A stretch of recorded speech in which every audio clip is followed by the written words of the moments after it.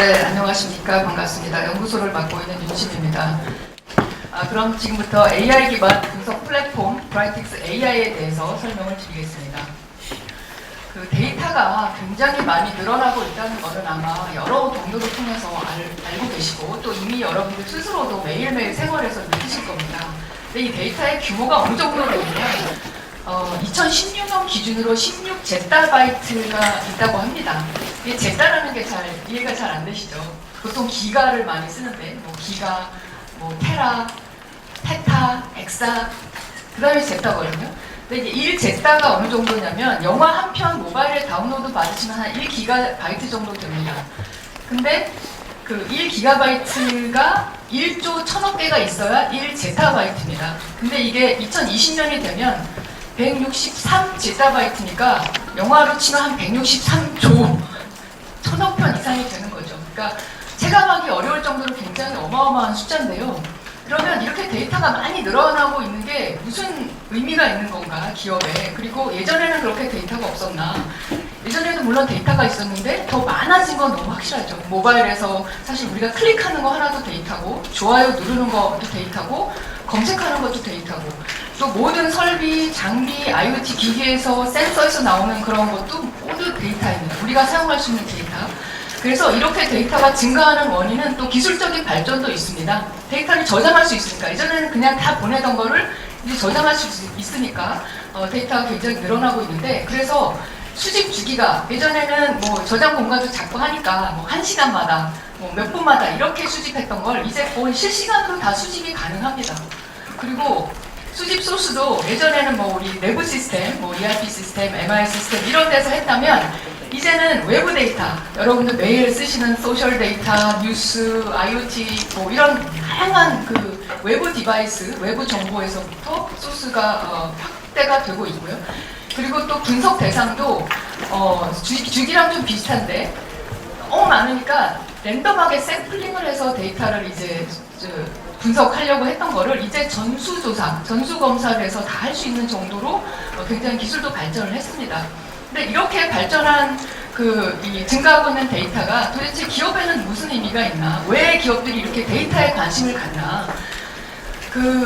사실 기업이 현재 가지고 있는 여러 가지 문제, 그리고 계속 이노베이션 할 수 있는 여러 가지 기회가 해결이 못 되고 있는 게 굉장히 많았었습니다. 여전히 그렇고요. 예를 들면 제조 공정에서 계속 뭔가 불량이 나요. 근데 불량이 나는 게 어떤 때 나고 어떨 땐 안 나고 이 원인을 도대체 찾을 수가 없는 겁니다. 근데 예를 들면 저희가 공정 수십 개에 나오는 수백 개의 설비에서 데이터를 계속 수집해서 그걸 분석해 보니 이 세 번째 공정에 뭐 11번째 설비에 뭐가 온도 차이가 어떻게 됐을 때 이상이 나더라 라는 거를 밝혀내면은 사실은 생산성을 굉장히 높일 수 있는 거죠. 그리고 품질도 높일 수 있고, 그러면 그거는 어떻게 영향을 미치냐면 기업의 바로 비즈니스의 효과로 나타나는 겁니다. 이게 뭐 수백억, 수천억이 왔다 갔다 할 수 있는 거거든요. 그래서 기업이 이렇게 데이터에 굉장히 몰입하고 있습니다. 뭐 마케팅 같은 경우 고객들한테 계속 많이 팔아야 되는 거죠. 새로운 상품이 나오면 또 더 많이 알리고. 근데 그런 거 하나도 예전에는 그냥 어떻게 보면 룰 기반으로 이런 고객, 이런 유형의 고객한테는 이런 걸 프로모션 해야지 이 정도로 했다면 이제는 그걸 더 정교하게 해서 그동안에 고객이 살았던 여러 가지 예를 들면 카드 사용 내역, 그 다음에 물건을 샀던 여러 가지 이력, 그리고 이 사람이 클릭한 로그 이런 것들을 분석하면 이 사람한테는 이 프로모션을 하는 게 훨씬 더 적합하겠다. 또 우리가 새로운 상품이 나왔을 때 축제가 이렇고 계절이 이럴 때 이거를 더 프로모션하면 좋겠다라는 것들이 이제 기업에서 알게 되는 겁니다. 그래서 우리가 인사이트라고 많이 말하는데 그게 추상적인 단어가 아니라 정말 기업의 비즈니스에 영향을 줄 수 있는 인사이트를 데이터에서 뽑아낼 수가 있습니다. 그래서 그 외에도 상품 서비스 추천까지, 그다음에 디바이스의 상태를 분석해서 더 좋게 만드는 것까지 여러 가지 데이터를 가지고 분석해서 기업의 경쟁력을 높일 수 있는 그런 영역이 점점 확대가 되고 있습니다. 그런데 이제 이렇게 계속 기술을 발전시키고 데이터를 분석하면서 기술이 계속 같이 병행해서 발전을 했는데 이제 인공지능, AI 얘기를 작년부터 많이 들으셨을 겁니다. 근데 이 인공지능 서비스가 점점 인공지능 기술이 발전을 해서 거의 이제 사람 수준, 또 사람이 할 수 있는 특정 부분의 전문가 수준 이상으로 발전을 했는데요. 그 이유를 한 3가지 정도 보고 있습니다. 왜 이렇게 어떻게 이렇게 갑자기 급격하게 발전을 했는가? 이제 한 3가지인데요. 이게 이제 사람으로 치면 이제 인공지능을 하면은 보통 이제 컴퓨터가 사람처럼 학습하고 뭔가 처리할 수 있게 하는 거지 않습니까? 그래서 사람하고 비교하면 태어나서 공부하고 열심히 본인의 사고를 통해서 똑똑해지고 더 많은 일을, 훌륭한 일을 할 수 있게 되는 건데, 그래서 사람도 학습을 하려면 정보가 굉장히 기본적으로 필요하죠. 그래서 그걸 컴퓨터로 보면 그게 데이터인 거고요. 그 다음에 학습하는 능력, 어떻게 하는지 학습법, 이런 게 컴퓨터로 보면 알고리즘에 해당되는 겁니다. 그리고 그 사람이 이제 브레인, 두뇌를 가지고 여기 모든 정보를 넣고 또 생각하게 되는데, 그런 거가 하드웨어, 즉 인프라가 됩니다. 그래서 이렇게 데이터와 알고리즘과 인프라가 급속하게 발전을 했고, 그걸 통해서 이제 거의 인공지능 수준이 현실, 기업이든 컨슈머에서든 사용할 수 있는 수준이 됐습니다. 그래서 많이 아시는 알파고 예를 들어보면 데이터에 해당되는 건 알파고가 과거 기보를 한 16만 건을 다 공부를 한 거고요. 그 다음에 그 공부하는 방법은 딥러닝하고 강화학습이라는 공부법을 썼습니다. 그리고 인프라는 CPU 1200대, GPU 167개 컴퓨터 프로세서에 해당되는 건데, 이것도 계속 발전해서 최근에 커제하고 한 게임에서는 CPU는 200대로 줄었고, 구글이 스스로 이제 자체적으로 딥러닝을 위해서 만든 프로세서인 TPU는 4대 정도 쓴 것으로 보면 굉장히 이 부분도 발전을 하고 있습니다. 이제 인공지능 하면 딥러닝, 강화학습 이 얘기가 계속 나옵니다. 그럼 도대체 이게 뭐냐? 뭔가 깊을 것 같은데요. 그러니까 이게 기계학습의 일종입니다. 머신러닝의 일종인데, 머신러닝 그러면 사람의 머리를 컴퓨터화한, 사람이 생각하는 방법을 컴퓨터화한 거라서 보통 영어로는 이제 뉴럴 네트워크라고 하고 이제 인공신경방이라고 얘기를 합니다. 그러니까 사람의 이 구조, 뇌 구조와 유사하게 신경방 구조를 만들어서 거기에 데이터를 넣어서 뭔가 결과를 내는 것이 이제 기계학습에 간단하게 말하면 그런 건데요. 그러니까 예전에도 이런 뉴럴 네트워크를 썼습니다. 근데 그게 예전 방법은 다 일일이 설명을 해주는 방법이었어요. 예를 들면 이제 에펠탑은 요렇게 삼각형처럼 생겼고 뭐 층은 몇 개고 뭐 요렇게 생긴 게 에펠탑이라는 거야 라고 계속 가르쳐 줬어야 됐어요. 근데 딥러닝 방법은 뭐가 다르냐면, 딥러닝도 역시 뉴럴 네트워크인데 그 딥러닝 그림에 항상 나오는 게 이런 스타일의 그림입니다. 그 뉴럴 네트워크라고 하는 그 망 구조가 예전에는 한 3개 정도밖에 못했는데, 이게 7개 이상, 수십 개, 50개, 저희가 지금 하는 것도 50개, 60개까지 하고 있는데, 그렇게 그래서 딥입니다. 러닝을 하는데 아주 깊은 네트워크 레이어까지 처리 가능하게 하는 구조로 구현을 해놓은 것이 딥러닝이고요. 근데 뭐가 다르냐면, 아까 에펠탑 설명드렸는데, 그거를 딥러닝 구조에서는 다 이건 이렇게 그리는 거야, 이런 게 에펠탑이라고 다 일일이 가르쳐주지 않고, 에펠탑 모양처럼 찍힌 모든 사진을 다 딥러닝에 입력을 시킵니다. 그리고 이건 에펠탑, 또 뭐 다른 거는 뭐 개선문, 이런 식으로 해놓으면 얘가 스스로 딥러닝 구조에서 이렇게 생긴 게 에펠탑이라 그랬으니까 이거는 역시 비슷하니까 에펠탑이겠구나라고 스스로 계속 학습을 합니다. 그래서 이제 좋은 인풋을 많이 주면 굉장히 좋은 정확도를 올릴 수 있는 겁니다. 그래서 바둑의 예를 보면, 아까 바둑 교본을 아까 16만 건을 공부했다고 하는 게 그 16만 건의 모든 수를 다 입력을 시켜놓은 겁니다. 그래서 이럴 때는 이 수를 하면 되겠구나, 저를 다음 요런 모양에서는 요 수를 하면 되겠구나라는 아주 정답지를 다 공부를 한 거죠. 그래서 딥러닝은 이미지 인식에 많이 쓰이고 음성 인식에도 많이 쓰이고 뭔가 특징을 쉽게 추출해내고 뭔가 분류를 하고 이럴 때 많이 쓰입니다. 근데 여기서 조금 더 이제 나가서는 강화학습, 영어로 하면 reinforcement learning입니다. 계속 enforce를 시킨다는 건데요. 아까 바둑에서 딥러닝은 교본을 다 학습한 상태가 이제 딥러닝 상태라고 하면, 강화학습은 뭐냐면 교본을 다 학습을 했어요. 근데 이걸 실제 계속 대북을 해보는 겁니다. 그래서 내가 배운 대로 다 했는데 이렇게 했더니 졌어요. 그러면 이렇게 하면 안 되겠구나. 뭐 이런 선택을 해서 했는데 이겼어요. 그러면 이렇게 하면은 좋은 결과가 나오는구나. 그래서 기술적으로 보면 내부 이 구현된 구조는 이 강화학습에선 그래서 자꾸 보상이라는 단어가 나옵니다. 리워드. 뭐냐면 이 학습자가 내가 어떤 행동을 했을 때 그건 좋은 결과가 나왔어. 그러면 리워드를 플러스를 해줍니다. 보상을. 그 다음에 이건 실패했어. 그러면 마이너스를 해줍니다. 그래서 자꾸 그걸 통해서 스스로 깨달으면서 점점 나의 그 알고리즘 성능을 올리는 거. 그게 강화학습이고요. 그래서 이게 이제 로봇 뭐 게임이라던가 청소기 많이 쓰이고 또 상품 추천 이런 걸 더 고도화 시키는데 많이 쓰이는 알고리즘이 되겠습니다. 그리고 이제 인공지능 하면 보통 많은 이제 여러분들도 그렇고 신문에서도 많이 나오는 게 이제 개인 비서죠. 개인 비서. 아마존 에코가 이제 대표적으로 많이 얘기가 되는데 사실 이게 간단하게 딱 개인 비서 하나지만 이 안에 들어가는 기술은 뭐 음성인식, 자연어 처리, 그 자연어 또 이해, 그 다음에 자연어 또 생성해줘야 되고 뒤에는 연결시키는 여러 가지 난리지 베이스가 있어야 됩니다. 그래서 이런 개인 비서, 버추얼 어시스턴트라는 이런 하나의 인공지능 영역을 봤을 때 대부분 많은 소비자들이 인식하는 것은 이런 개인 비서인데 만약에 이거를 우리가 기업에서 만약에 콜센터에서 또는 상담하는 웹 채팅하는 거를 사람이 하는 거 대신에 기계가 해주려고 하면 아마존 에코를 그냥 쓸 수는 없을 겁니다. 왜냐하면 못 알아듣죠. 금융에 내가 카드를 새로 발급하고 싶은데요. 이거 뭐가 좀 고장났는데요. 이 업무를 이해를 못하니까요. 그래서 B2B 항으로 할 때는 같은 기술이지만 이거를 그 해당되는 업종에 맞게 계속 그 업무를 학습을 시켜야 되는 거죠. 그래서 그 업종 전문 지식이 굉장히 필요하고 그걸 통해서 계속 정확도를 높여줘야 되고요.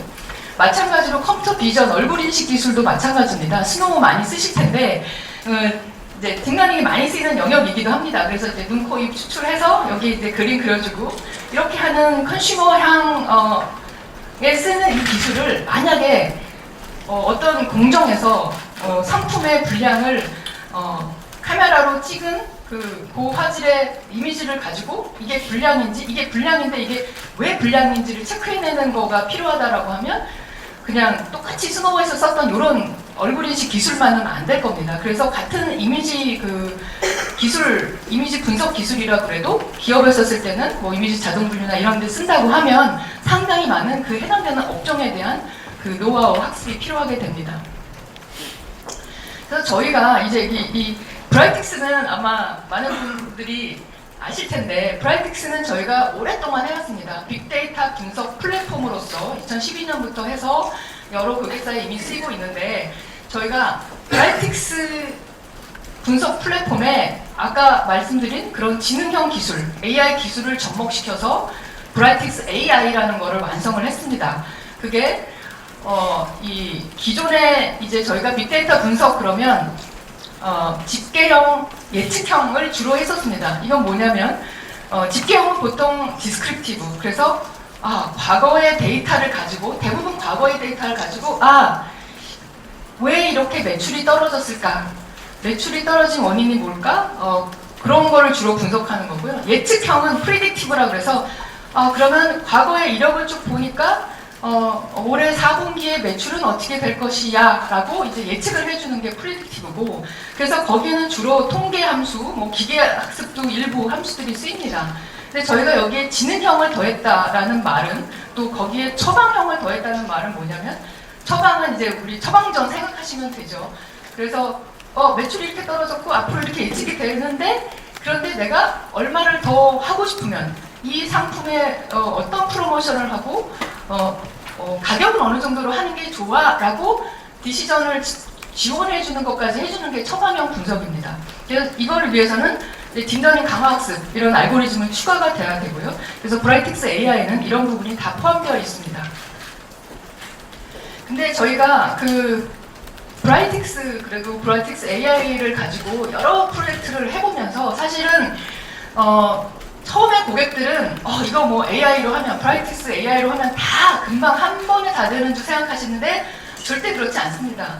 사실 제가 뭐 자주 실리콘밸리를 가서 회사들도 만나보고 오피니언 리더들도 만나보면 요즘에는 이 AI에서 가장 중요한 게 뭐냐? 데이터라는 얘기를 가장 많이 합니다. 알고리즘도 물론 굉장히 중요한데 이 데이터가 정말 좋은 데이터가 들어와서 학습을 시켜야 제대로 공부를 하게 되는 거거든요. 근데 저희가 겪고 있는 이 어려움이 한 3가지가 있는데 그 첫 번째가 데이터입니다. 근데 데이터를 사실은 너무 여러 군데서 들어오기 때문에 이걸 다 잘 정리를 해줘야 되고 또 데이터가 필요한데 없는 것도 있고 그래서 그런 구멍도 많고 그걸 다 정리를 해야 되는데 그런 것도 이제 분석하는 전문가가 있어야 되고 그 데이터를 받아서 또 알고리즘을 해서 정말 인사이트를 뽑아내는 모델을 만들어야 되는데 그런 걸 하려니 너무 시간이 오래 걸립니다. 지금 뭐 한 최소한 한 3개월에서 그 이상 걸리거든요. 그리고 대부분 프로젝트의 많은 시간이 앞에 데이터 정리하는 게 한 반 이상 걸립니다. 그래서 어떻게 하면 이렇게 전문가들이 부족한, 물론 전문가도 계속 저희도 채용을 하고 있고 계속 훈련도 시키고 있으나 어떻게 하면 좀 비전문가도 데이터 분석을 잘하게 할 수 있을까? 이러면 사실 기업에 엄청난 효과를 줄 겁니다. 한 6개월 걸리던 거를 3개월 만에 한다 그래도 굉장히 큰 효과를 줄 거고요. 그래서 비전문가도 활용 가능한 방법을 찾아야 되겠다라는 것이 이제 해결책이 될 거고, 두 번째는 알고리즘인데요. 이 분석 모델의 정확도는 사실 한 번에 끝내는 게 아니라 계속 올려줘야 됩니다. 그리고 또 알고리즘, 또 분석 함수라고 하는 것도 종류도 굉장히 많고요. 그리고 딥러닝도 뭐 구글의 탄서플로, 뭐 MXNet, 뭐 카페, 뭐 굉장히 많습니다. 그래서 이 딥러닝 알고리즘은 사실 저희가 새로 인벤션하는 건 아니고, 그러면 이런 딥러닝 알고리즘이 있는데 딥러닝 프레임워크에 이제 뭐 나와 있는 거에 과연 아까 말씀드린 그 신경망 계층을 도대체 몇으로 해야 될까? 그럼 여기에 들어가는 파라메타는 도대체 지금 수백 개, 수십 개인데 이걸 어떤 파라메타를 어떻게 넣어야 이게 결과가 제일 좋게 나올까? 또 입력 출력은 어떻게 해줘야 될까? 이런 모든 것들을 디자인하고 선택하고 하는 작업들이 굉장히 많은 노하우를 필요로 합니다. 그래서 그거를 좀 더 똑똑하게, 더 정확하게 해주려고 그러면 어떤 목적별로 우리가 어떤 데이터 유형일 때는 이런 모델을 써라, 이런 알고리즘을 쓰는 게 좋겠다라는 것도 미리 준비가 돼 있으면 굉장히 좋을 겁니다. 그 세 번째는 인프라인데요. 뭐 상상하시듯이 엄청난 그 CPU, 그 다음에 스토리지 필요합니다. 그러면 같은 인프라 자원으로 하루 이틀 걸려서 하는 거를 한 시간 내에 해준다 그러면 정말 비용이 많이 줄어드는 구조가 될 거고, 이제 그렇게 하려 그러면 사실 이 플랫폼 자체가 굉장히 고성능 처리를 할 수 있는 그런 구조가 필요합니다. 그래서 지금 말씀드린 그런 어려움들을 저희가 다 겪었고 그거를 플랫폼에 다 해결책을 포함시켜서 완성을 시킨 게 바로 브라이틱스 AI입니다. 그래서 이 분석하는 이런 다양한 데이터들이 브라이틱스 AI로 들어와서 물론 이제 사람들이 거기서 뭐 여러 가지 또 처리도 해주고 작동을 하게 되고 모델링도 하게 되는데 그런 걸 과정을 거쳐서 정말 고객이 필요한 분석 결과를 시각화해서 보여주는 것까지 합니다. 그래서 굉장히 단순화시켜서 그린 브라이틱스 AI 구성인데요. 이제 클라우드 환경에서도 작동을 하고 당연히, 그리고 밑에 데이터 플랫폼은 이제 메모리에서 처리하는, 빠르게 해야 되니까 스팍이라는 구조로 메모리에서 처리를 하고 또 분산 처리 구조로 다 돼 있고요. 그 다음에 가운데 알고리즘이 굉장히 딥러닝 강화학습 포함해서 많이 포함되어 있고요.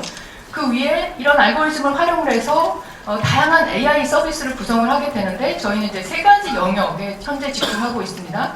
이제 머신 인텔리전스, 뭐 이상 감지나 수요 예측 이런 머신 인텔리전스, 컨버세이셔널 인텔리전스, 보통 챗봇이라고 많이 들어보셨을 컨버세이셔널 인텔리전스, 그 다음에 비주얼 인텔리전스라고 해서 뭐 사물이나 이미지, 얼굴 이런 걸 인식하는 영상 분석적 인텔리전스, 이렇게 집중을 하고 있습니다. 특징을 이제 3가지로 말씀을 드리겠습니다. 기억하시기 좋게 쉽고 똑똑하고 빠릅니다.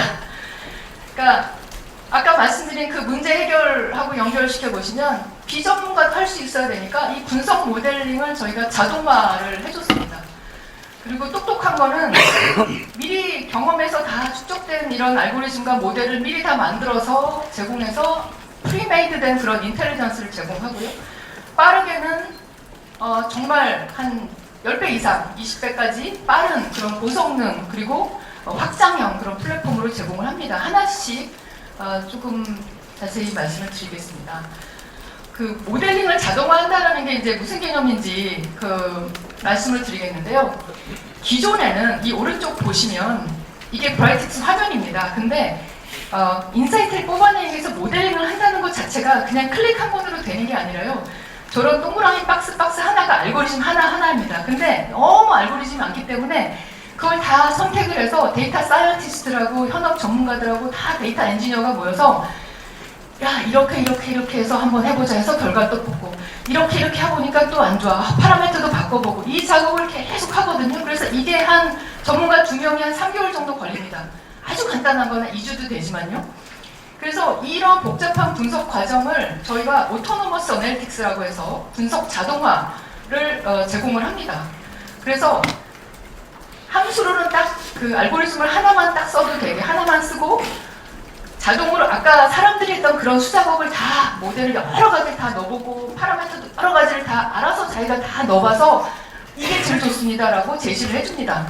그래서 앞에 그런 모든 복잡한 분석 과정이 다 필요가 없는 거죠. 그래서 알고리즘도 제시해주고 그 알고리즘마다 어떤 변수, 어떤 파라미터를 넣는 게 가장 좋겠다. 그 중에 랭크까지 1번, 2번 이거 쓰는 게 좋겠다라고 제공을 해줍니다. 그래서 전문가가 없이도 업무 전문가, 그러니까 현업 전문가, 데이터 사이언티스트가 아닌 사람도 이 기능을 이용하면 한 2시간이면 모델 하나 만들어낼 수가 있습니다. 굉장히 쉬워졌고요. 근데 여기서 끝나는 게 아니라 보통 이제 기업에서 일을 할 때 분석을 다 했어요. 분석을 다 하고 그 다음에 할 일은 보고해야 돼요. 결과 보고. 근데 이거를 뭐 워드로 짜서 보고를 할 수도 있고 뭐 이메일로도 보내야 되고 뭐 어떤 대시보드가 있으면 뭐 거기 대시보드에 시스템에 좀 넣어줘 이런 것도 있고 그 시스템에 보고서를 다 만들어서 다양한 포맷으로 내는데도 그게 다 사람들이 수작업에 걸리고 한 뭐 일주일 이상 걸릴 수 있습니다. 근데 저희가 이것도 이제 자동 분석 보고서 자체를 자동으로 다 생성을 해줍니다. 물론 그걸 처음에 필요한 만큼 다 이제 세팅을 할 수 있는 기능을 제공을 해서 뭐 에너지 사용량 예측에 대해서 분석을 했어요. 그러면 그거에 대해서 절감 방안은 여기에 나오게 해주고 보고서를 이렇게 만들어서 실시간으로 이메일도 보내주고 웹에도 올려주고 모바일도 보여줄 수 있는 그래서 거의 원클릭으로 이 레포트가 하나 딱 나오니까 일주일 걸리던 것들이 이제 굉장히 쉬워진 거죠. 이제 두 번째 특징 똑똑합니다. 얼마나 똑똑하냐?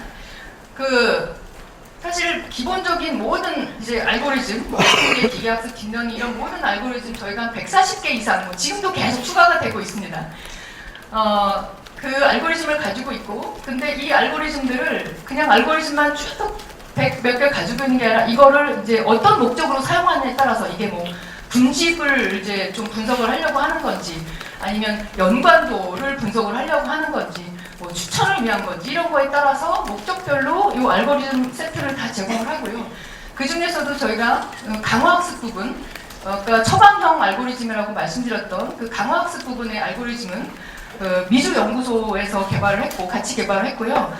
이 알고리즘은 현재 이제 특허 6건 출원돼 있고 브라이트스 AI는 전체 보면 특허는 훨씬 많습니다. 한 96건 정도 되는데요.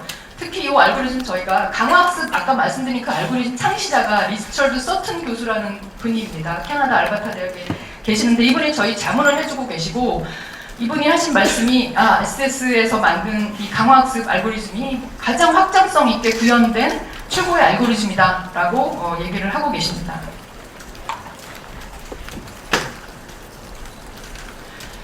그리고 이제 알고리즘을 가지고 아까 잠깐 이거 다 조합을 해서 이제 모델을 만들어야 됩니다. 그래서 그 모델을 만드는 건 결국 프로젝트를 통해서 만들게 되기도 하고 미리 만들어진 거 있으면 그걸 활용을 하게 되는데 저희가 이런 브라이틱스 AI의 업종별 분석 모델을 리파지토리, 저장소로 다 가지고 있고요.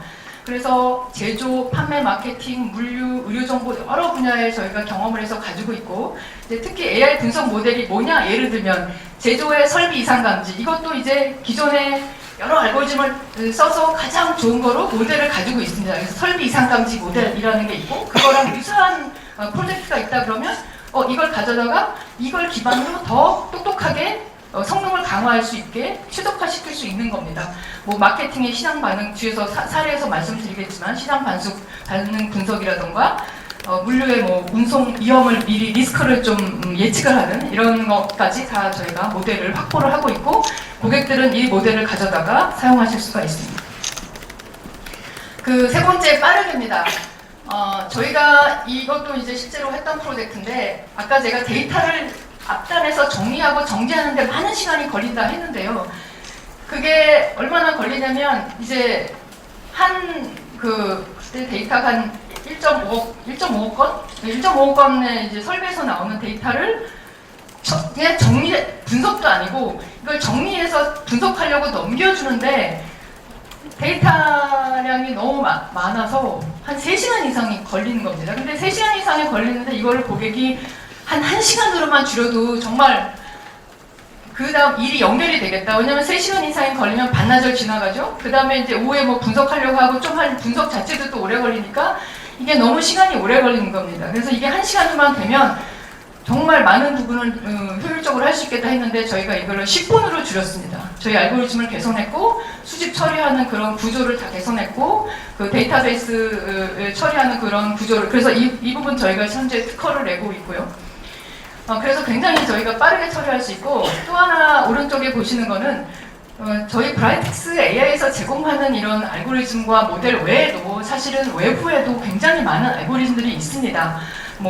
그 R이라고 보통 이제 딥러닝, 머신러닝 그런 거 포함해가지고 오픈소스로 된 분석 함수들이 R이라는 걸 데이터 사이언티스트들이 많이 쓰고 있고 또 아까 말씀드렸듯이 딥러닝도 텐서플로어 그다음에 처리하고 있는 이런 구조 같은 거 파이썬이라는 언어를 써서도 하고 있고 근데 이런 모든 그 다른 툴들도 우리가 배제를 하는 것이 아니라 그 다른 툴도 브라이텍스 코어 구조에 레고처럼 꽂아서 쓸 수 있도록 해놨습니다. 그래서 저희가 제공하는 것뿐만이 아니라 만약에 다른 함수 R로 맞는 게 있다 그러면 브라이텍스 모델러에서 가져와서 거기서 이제 다시 모델 처리할 수 있게 되고 그 다음에 딥러닝도 텐서플로우든 뭐든 어떤 가장 최적의 프레임워크를 저희가 쓸 수 있도록 그런 구조로 해놔서 그런 다양한 분석 툴을 레고형으로 제공하면서 그 전체를 다 스팍 클러스터로 해서 분산형으로 제공을 합니다.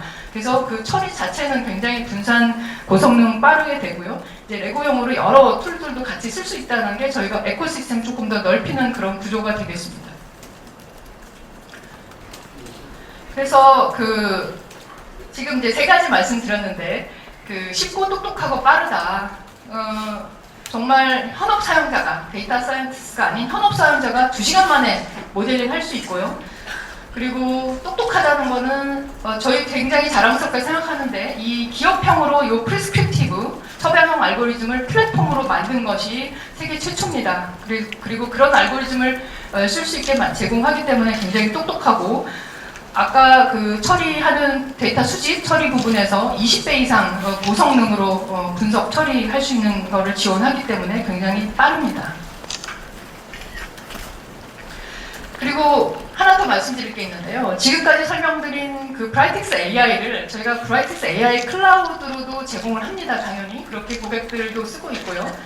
근데 이거를 저희가 아직 오픈은 안 했습니다. 오늘 처음 말씀드리는 건데 6월 말로 현재 예상을 하고 있고 현재 대학들 하고 준비 중에 있습니다. 이거를 저희가 기업들한테는 트라이얼 버전으로 30일간 무상으로 사용할 수 있게 제공을 하고자 하고 또 아카데미 버전으로는 대학들한테 한 1년 단위로 저희가 공동 연구를 하면서 이 브라이텍스 AI 클라우드를 사용을 해서 분석을 하고 연구를 할 수 있게 하는 그런 프로그램을 지금 준비를 하고 있습니다. 그래서 이 목적은 여러 가지가 있는데 브라이텍스 AI라는 거를 통해서 사실은 학교라던가 기업은 아마 대기업이 아니라 많은 부분 중소기업이 될 텐데 그런 기업들도 분석에 대한 역량 그리고 분석을 가지고 경쟁력을 높일 수 있는 그런 기회를 더 고루 공유하자 이런 의미도 큽니다.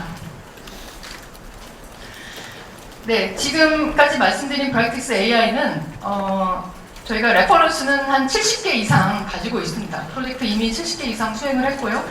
그 분야는 제조, 마케팅, 보안, 헬스, 물류, IoT 등 굉장히 다양합니다. 네, 오늘 말씀드릴 거는 뒤에 제 이후에 제조하고 마케팅 사례를 조금 더 자세히 말씀드릴 거고요. 그 외에도 IoT의 에너지 수요 예측 케이스라든지 물류의 글로벌 물류 위험을 예측하는 거, 헬스의 유전체 샘플 비교 분석해서 질병 예방에 쓰는 거, 케어에 쓰는 거, 보안에 인프라 다 데이터 분석해서 해킹 의심 탐지하는 거 이런 다양한 케이스들이 있고 그리고 이제 제조하고 마케팅이 조금 더 상세하게 제 발표 이후에 설명을 드리도록 하겠습니다. 제 발표 이후에 제가 지금 설명드린 게 진짜냐, 진짜 돌아가냐를 보여드리기 위해서 시연이 있을 거고요. 그건 바로 보실 거고, 정말 열심히 잘 들어주셔서 감사드리고 도움이 많이 됐으면 바랍니다. 감사합니다.